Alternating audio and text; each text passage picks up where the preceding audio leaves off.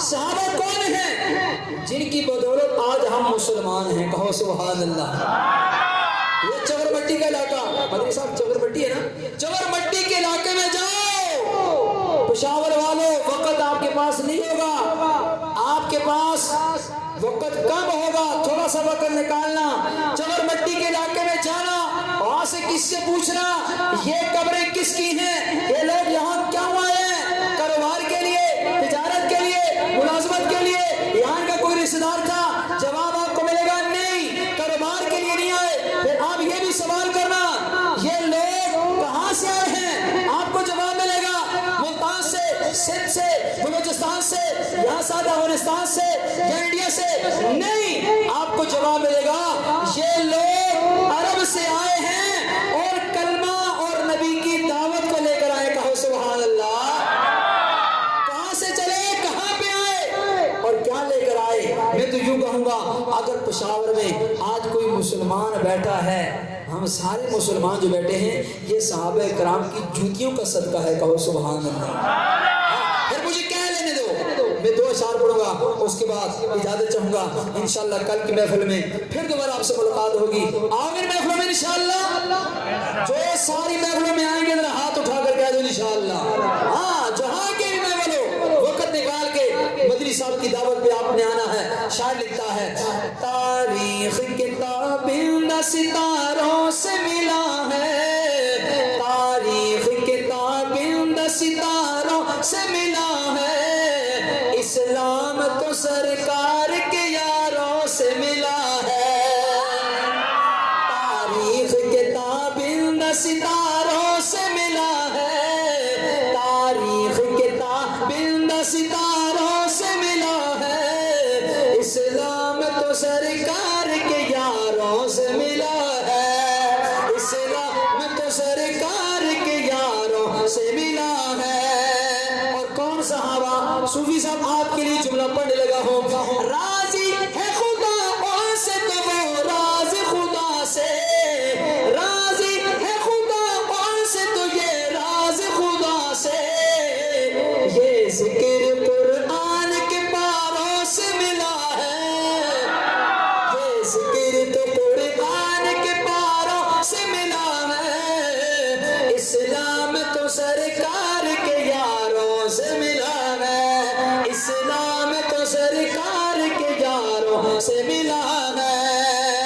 اب بہت بڑا واقعہ ہے، لیکن اس واقعے کو ایک جملے میں شاعر نے لکھا ہے۔ حضرت مدنی صاحب حضرت سیدنا صدیق اکبر رضی اللہ تعالیٰ عنہ کا واقعہ ہے، لیکن پشاور والے کتنا سمجھتے ہیں یہ جملہ پڑھنے کے بعد پتہ چلے گا۔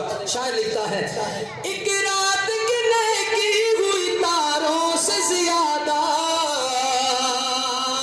ایک رات گنے کی ہوئی تاروں سے زیادہ، ایک رات گنے کی ہوئی تاروں سے زیادہ، یہ فیض ابو بکر کو غاروں سے ملا ہے، یہ فیض ابو بکر کو غاروں سے ملا ہے، اسلام تو سرکار کے یاروں سے ملا ہے، جس دور پہ نازاگ مسلمان ابھی بھی، جس دور پہ نازاگ مسلمان ابھی بھی، وہ دور تو اسلام کو چاروں سے ملا ہے، وہ دور تو اسلام کو چاروں سے ملا ہے، اسلام تو سرکار کے یاروں سے ملا ہے۔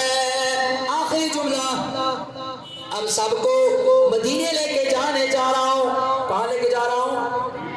صوفی صاحب کہاں لے کے جا رہا ہوں؟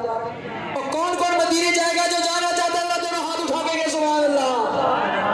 اب تصور میں روزے کے سامنے جا کے کھڑے ہونا، روزے کے سامنے مدینے کی جالیوں کے پاس، اللہ کرے اسی سال سارے کے سارے مدینے چلے جائیں۔ جب مدینے جاؤ روزے کے سامنے جہاں میرے آقا علیہ الصلوۃ والسلام اپنے روزے کے اندر بے نفس نفیس حیات ہیں، اس روزے کے سامنے کھڑے ہو کر 2 قبریں اور آپ کو ملیں گی، وہ کس کس کی ہیں، وہ کیوں ہیں؟ اب جملہ آپ کے لیے آخری جملہ پڑھوں گا، مائک میں نے رکھ دینا ہے، سبحان اللہ دی بلند آواز سے کہہ دینا، اور صحابہ کرام کی شان میں جو میرے آقا अलैहिस्सलाम के साथ रोज़े में आराम फरमा है, इब्तिदाअ तक आपकी सुभान अल्लाह मेरे दिल और दिमाग में गूंजती रहे। अल्लामा ज़ैनब खुबैश्ती साहब शायर लिखता है, शेखज़ाद मुशेख है जन्नत में मकी है, शेखज़ाद मुशेख है न तो जन्नत में मकी है, ये राज मुझे